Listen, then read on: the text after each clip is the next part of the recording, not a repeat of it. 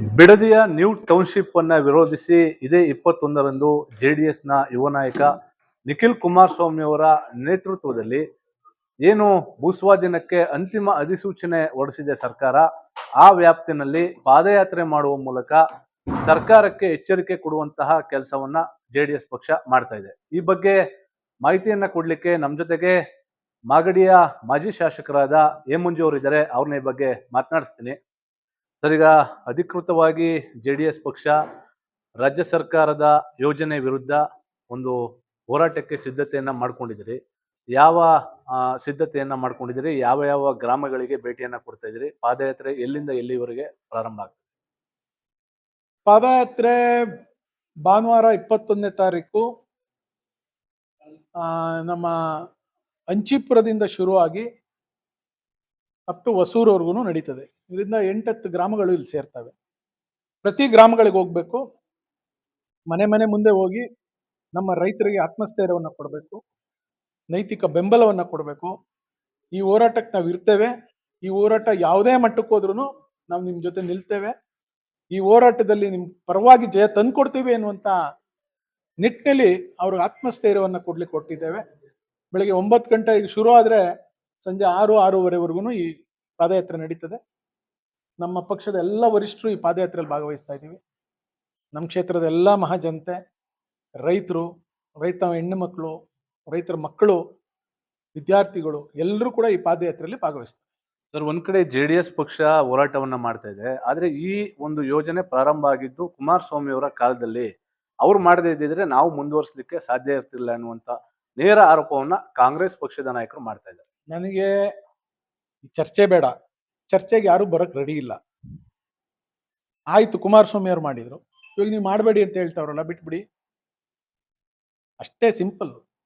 ಮಾಡಿದ್ರಪ್ಪ, ನೀವೇನು ಮಾಡಬೇಡಿ, ಹೆಂಗಿದೆ ಹಂಗ್ ಬಿಟ್ಬಿಡಿ.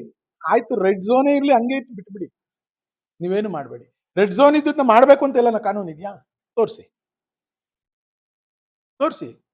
ರೆಡ್ ಝೋನ್ ಇರೋದನ್ನ ನಾವು ಟೌನ್ಶಿಪ್ ಮಾಡ್ಲೇಬೇಕು, ಈ ಸರ್ಕಾರ ನಾವು ಪ್ರಣಾಳಿಕೆಯಲ್ಲಿ ಘೋಷಣೆ ಮಾಡ್ಬಿಟ್ಟಿದ್ದೋ ಅದಕ್ಕೆ ಮಾಡ್ತಾ ಇದೀವಿ ಅಂತ ಏನೇನಿದೆಯಾ ತೋರಿಸಿ.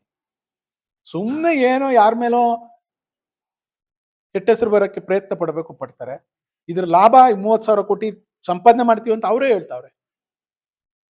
30,000 ಕೋಟಿ ಸಂಪಾದನೆ ಮಾಡಕ್ಕೆ ಇವರು ರೈತರು ಹೊಟ್ಟೆ ಮೇಲೆ ಹೊಡೆದು, ರೈತರ ಕಣ್ಣಿಗೆ ಖಾರದ ಪುಡಿ ಎರಚಿ ಈ ಆಸ್ತಿನ ಹೊಡೆಯಕ್ಕೆ ಹಗಲು ದರೋಡೆ ಮಾಡಕ್ ಬಂತಿದ್ದಾರಲ್ಲ, ಅದನ್ನ ಕೇಳಿ.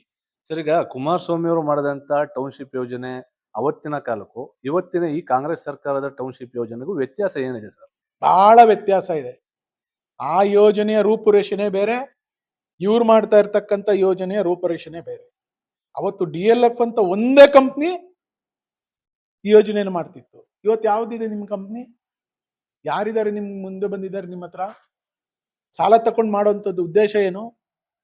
ಯಾರು ಹೇಳಿದ್ರು ಸಾಲ ತಗೊಬಂದು ನೀವು ಇದರಲ್ಲಿ ನಬಾರ್ಡಿಂದ ಸಾಲ ತಗೊಬಂದು ರೈತರ ಜಮೀನೆಲ್ಲ ಇಲ್ಲಿ ಕೊಳ್ಳೆ ಹೊಡೀರಿ ಅಂತ ಯಾರು ಹೇಳಿದ್ರು? ಯಾರಾದ್ರೂ ಹೇಳಿದ್ರ? ಸರ್, ಈಗ ಮತ್ತೊಂದು 80% ಅಷ್ಟು ರೈತರು ಒಪ್ಪಿದ್ದಾರೆ ಅನ್ನುವಂತ ಮಾತನ್ನು ಕೂಡ ಹೇಳ್ತಾ ಇದ್ದಾರೆ. ಜೊತೆಗೆ ಕೆಲವೊಂದಿಷ್ಟು ರೈತರು ಕೂಡ ಯೋಜನೆಗೆ ನಮ್ಮ ಸಹಮತಿ ಇದೆ ಅನ್ನುವಂತ ಮಾತನ್ನು ಕೂಡ ಹೇಳ್ತಾ ಇದ್ದಾರೆ.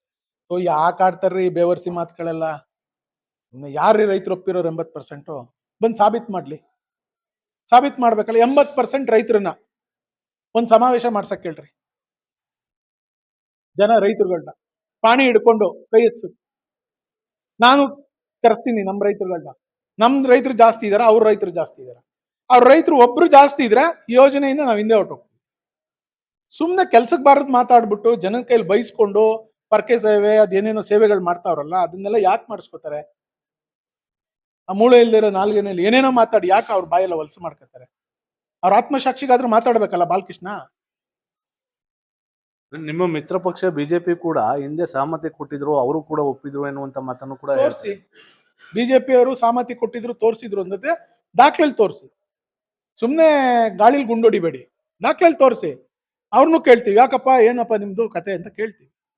ಕೊನೆಯದಾಗಿ, ಈಗ ಅವತ್ತಿನ ಪಾದಯಾತ್ರೆಗೆ ನಿಮ್ಮ ಜೆಡಿಎಸ್ ಪಕ್ಷದ ಯಾರೆಲ್ಲ ನಾಯಕರುಗಳು ಬರ್ತಾ ಇದಾರೆ? ಬಿಜೆಪಿಯಿಂದನೂ ಕೂಡ ಬರ್ತಾರ, ಇಲ್ಲ ಜೆಡಿಎಸ್ ನ ಒಂದು ಪ್ರತ್ಯೇಕ ಹೋರಾಟನ ಹೇಗೆ ಸರ್?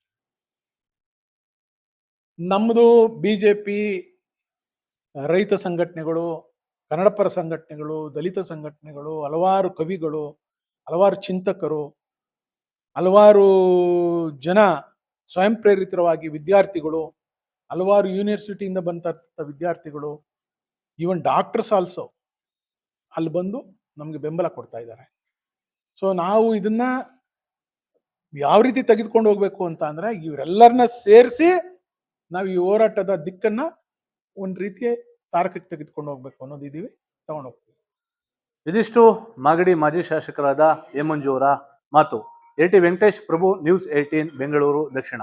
ನಿರ್ಭೀತ, ನಿಷ್ಪಕ್ಷಪಾತ, ವಿಶ್ವಾಸಾರ್ಹ ಸುದ್ದಿಗಳಿಗೆ ಮತ್ತೊಂದು ಹೆಸರಾಗಿರುವ ನ್ಯೂಸ್ 18 ಕನ್ನಡ ಈಗ ಆಪ್ನಲ್ಲೂ ಲಭ್ಯವಿದೆ. ದಯವಿಟ್ಟು ಇಲ್ಲಿರುವ QR ಕೋಡ್ ಸ್ಕ್ಯಾನ್ ಮಾಡಿಕೊಂಡು ಆಪ್ ಡೌನ್ಲೋಡ್ ಮಾಡೋದಕ್ಕೆ ಮರಿಬೇಡಿ. ನಿಮ್ಮ ಬೆಂಬಲ ಹೀಗೆ ಸದಾ ನಮ್ಮೊಂದಿಗಿರಲಿ. ಧನ್ಯವಾದ.